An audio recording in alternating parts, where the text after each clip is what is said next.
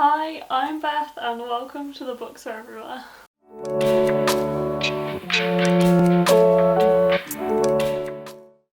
So hi everyone and welcome to this brand new booktube channel. I thought today I would just take you through a few things about myself, my kind of history of like reading and blogging and being in the book community, and what I'm currently reading and things like that, and then I am going to pick my next couple of reads out of my TBR cup, my friend's cup. So yeah, I'm just going to take you through a bit about why I wanted to start this channel and things like that, and hopefully it will be interesting.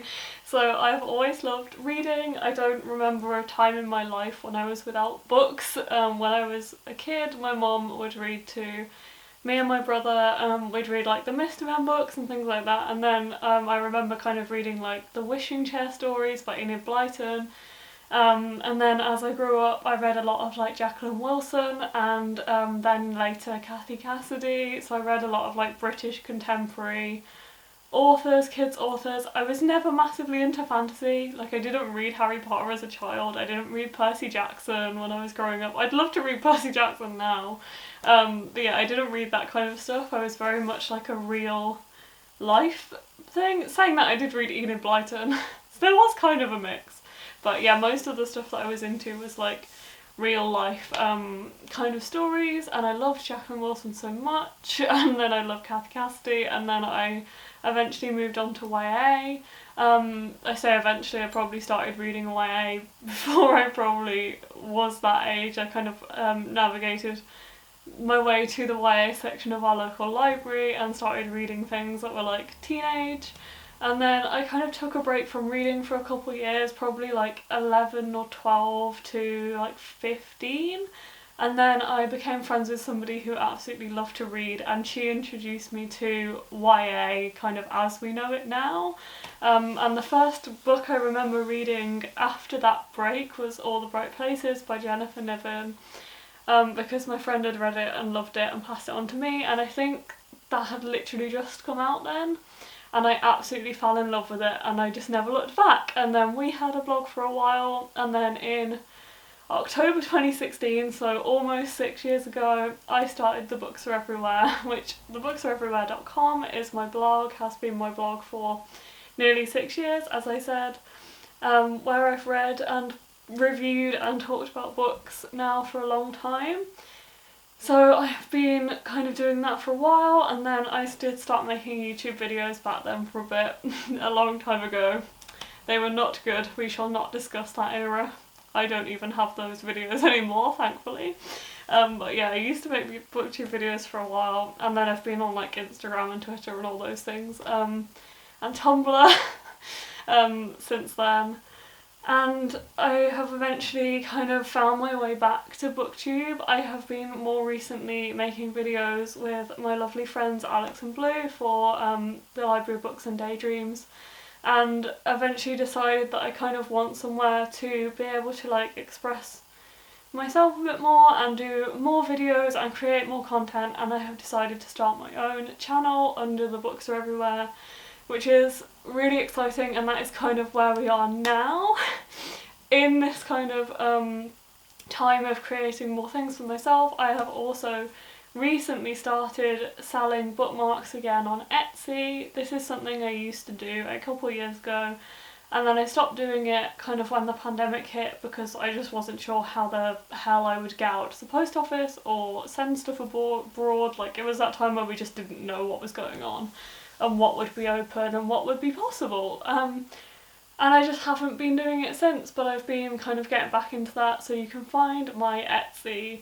I will put like a thing here, and I'll put the link in the description below so you can check that out.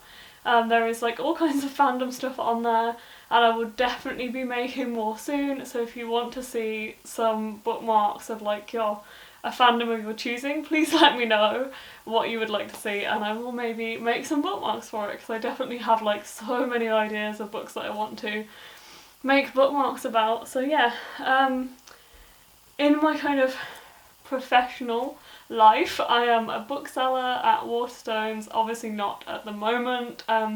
I have been a bookseller since November 2019 and I absolutely love it so much when we can be there. So I am currently, I don't know, 8 weeks since we shut the shop down for the last time, not the last time ever, hopefully.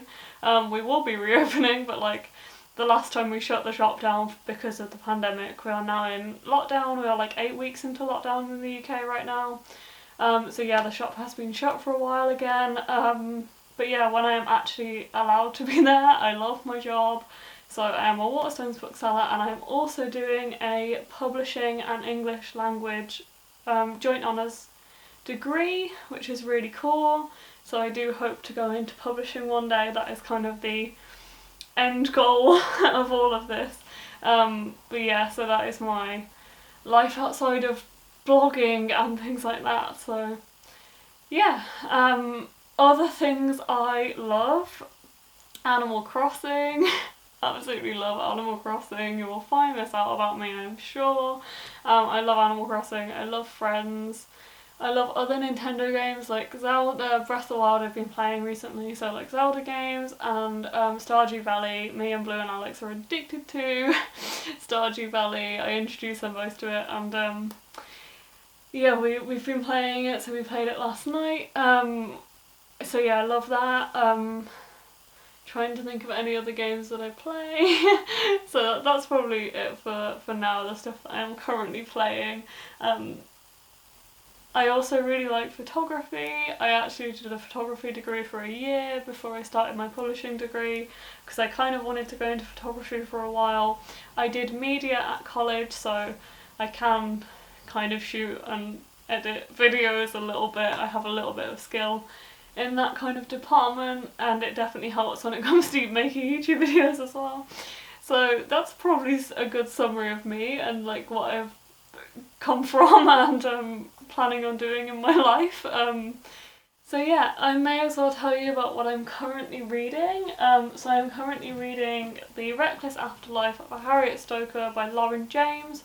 Lauren James is an amazing kind of paranormal fantasy dystopia writer who lives here in the UK. She writes books. She lives not so far from me, and I actually saw her once walking her dog over a bridge. Like, I drove underneath the bridge and I was like, hang on a minute, that's Lauren James walking her dog. She is absolutely lovely, and I really, really like everything she has written. I think this is her latest book, and this is about somebody who falls to her death in a building, like an abandoned building, and she turns into a ghost. Absolutely beautiful cover. I'm glad you can kind of see it in the light. And yeah, and so there is like loads of ghosts that have also died in the building or like on the land, and then they have like a community, and then she is kind of joins them, and it's about how like she settles into life as a ghost. I am enjoying it, but I really, really don't like the main character, and I struggle when I don't like the main character. It's kind of the point not to like the main character. She's not great, but I do struggle with books where the main character is written that way, but it's very, very clever. I do really like Lauren James's work. She does some very, very unique YA stuff, so I really like that about her. I'm also reading Life and Death, which is the Twilight reimagined story. I feel like this does not give off like what I want to portray on this first video, but I've had this sat on my shelf for a long, long time. I think I bought it like when it came out, and I've just never wanted to read it because it's not going to be good, is it? But finally, me and my friend Amy are pushing ourselves to read this, and we are buddy reading this over the next 2 weeks. I am 1 chapter in right now. I knew it was not going to be good when I read that the author had described Beau as being OCD in the author letter at the start of the book, which is not a good use of the term OCD at all. So not a great start. But yeah, just intrigued to see what this one is going to be like at all. And then I'll probably unhaul it, which is also exciting because it is a beast and it's been on my shelf for a long time. You can see how yellowed the pages are now. So that's what I'm currently reading, and now I am going to pick my next 3 books with you out of this jar. So TBR jar, TBR Central Park teacup that used to be a candle. So this has little cutouts and printouts of covers of books that are on my shelf. This was the one for the Reckless Afterlife of Harriet Stoker, because I picked that one up here. So yeah, I basically made a list of all of the standalones on my shelf. So series are not in here, standalones are in here. I made like a list of all of those, printed out all of their covers in like tiny format, and then folded them up and put them in here. So when I am stuck for something to read and I don't know what I'm reading, I go and pick one out of this TBR jar. So let's dive right in. I'm going to pick 3, so we're going to pick my next 3 reads and see what comes out of here. I don't know how many there is in here, probably about 50. I reckon I have about 50 like standalones and 50 books that are like part of a series, so we'll see what it comes up with. Okay, so the first one has been picked, and that is Horrid by Katerina Leno. I'm probably going to get these books to actually show you, so here is the first book that it picked out. I don't really know a lot about this book other than it is a horror, but that's probably not surprising to anybody. So it says in the front of the book, "Is this grief, mental illness, or something more horrid?" Following her father's death, Jane North Robinson and her mum, Ruth Ellen, moved from sunny California to the dreary, dilapidated old house in Maine where Ruth grew up. All they want is a fresh start, but behind North Manor's doors lurks a history that leaves them feeling more alone and more tortured. As the cold New England autumn arrives and Jane settles into her new home, she finds solace in old books and memories of her dad. She steadily begins making friends, but Jane also faces bullying from the resident Bad Seed and struggles to tamp down her own worst nature in response. Ruth seems to be spiralling with the return to her childhood home, but she won't reveal why. Then Jane discovers that the storage room Ruth has kept locked isn't for storage at all. It's a little girl's bedroom left untouched for years and not quite as empty of inhabitants as it appears. That sounds creepy as hell. This is the very beautiful, I think it's the Illumicrate edition of this book. One second, it might be Owl Crate. It's the Owl Crate edition of this book, so it has a little bit of a different cover, and then it has this really cool artwork on the inside of the dust jacket, which is really nice. I bought this one off Blue because I didn't want to read it, and I was kind of thinking I would save it for autumn, but I'm going to stick to the TBR jar and what the TBR jar says, and I'm going to read it next. So we'll see how that goes. If I don't get on with it, I can always put it down and pick it back up in nearer to Halloween. But yeah, it sounds very creepy. And I'm also reading a book about ghosts now, so I don't know what's going on with my reading. I don't really read like that much horror stuff. But anyway, let's see what the next book is.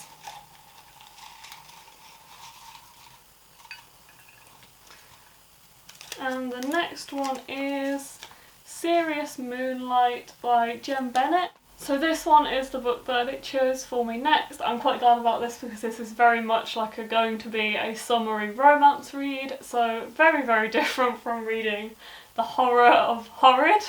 And this one says, "Sometimes the best adventures happen under the moonlight. 18-year-old Birdie hasn't seen anything of the world. Raised and homeschooled by her grandparents, she experiences life through her favourite mystery novels. Then she takes a summer job working the night shift at a historic Seattle hotel and everything changes. There she meets Daniel, the hotel's distractedly good-looking driver, and soon they find themselves caught up in a real-life mystery of their own. A reclusive writer is secretly meeting someone at the hotel, and Birdie is determined to get to the bottom of it. But before she can uncover the writer's puzzling identity, Birdie must confront the most confounding mystery of all, her growing feelings for Daniel." So I always think that Jem Bennett's books are going to be like really cringy, and they kind of are, but I also absolutely love them. I just can't, it's been a couple of years since I read a Jem Bennett book, to be fair, because I think I read Night Owls when it came out, and then Alex Approximately when that came out, and that was like one of my favourite books of the year. I just couldn't put it down. I absolutely loved it. And then I haven't got All Red Starry Eyes or this one yet. I picked this one up at Yelp in 2019, so it's been on my TBR for almost 2 years now. And I am so excited for this because I know I'm going to fly through it and I'm going to love it because I just love Jem Bennett's writing. It sucks me in so much. And look at how pretty this cover is. I couldn't resist it when I saw it. It's just really, really lovely. Anyway, let's pick up the final book on this TBR.